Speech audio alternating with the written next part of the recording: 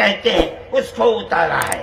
ہم اسی کو وہی ہمارے پوروج ہیں، سب کے پوروج ہیں، نبیوں کے پوروج ہیں، رسولوں کے پوروج ہیں، ہندوؤں کے پوروج ہیں، مسلمانوں کے پوروج ہیں، عیسائیوں کے، ساری دنیا کے ہم نے ان کے قدموں کے اوپر سر رکھا ہوا ہے.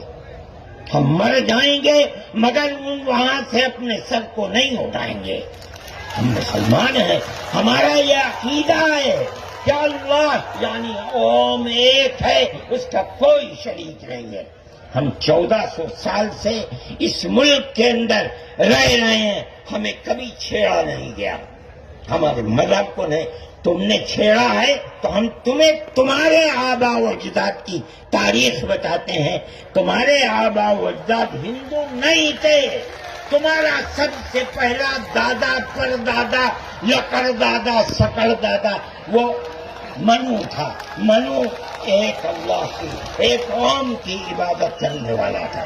میرے بھائی، میں نے یہ بات اس لیے کہی ہے کہ تم اپنے اس ملک کے اوپر فخر کرو. جس طرح آخری نبی عرب میں پیدا کیا، ہر مسلمان کو سمجھنا چاہیے کہ سب سے پہلا نبی اللہ نے، اوم نے اس دنیا کے اندر، اسی بھارت کی دھرتی کے اندر پیدا کیا ہے. ساری نسلیں یہیں سے چلی ہیں. اپنے اس ملک سے محبت رکھو، اس ملک کا احترام کرو. شریعت الگ الگ ہے لیکن دین یعنی عقیدہ ایک ہی ہے، اور وہ عقیدہ اس دنیا کے اندر اسی بھارت کی دھرتی سے چلا ہے. لوگ راستے سے بھٹک گئے، وہ دوسروں کی عبادت کرنے لگے. ہم نہیں بھٹکے، بھٹک گئے تھے. یہ اوپر والے کا کرم ہے کہ اس نے پھر ہمیں وہیں پہنچا دیا جہاں ہمارے جد امجد منو تھے.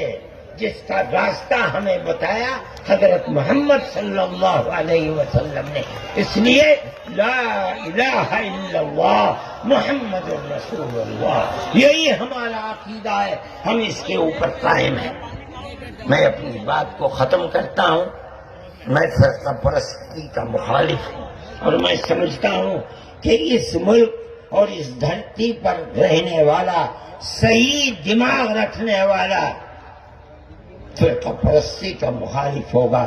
فرقہ پرستی کے ساتھ ملک میں نہ امن و امان رہ سکتا ہے، اور نہ اس ملک کے اندر چین و سکون کسی کو میسر ہو سکتا ہے.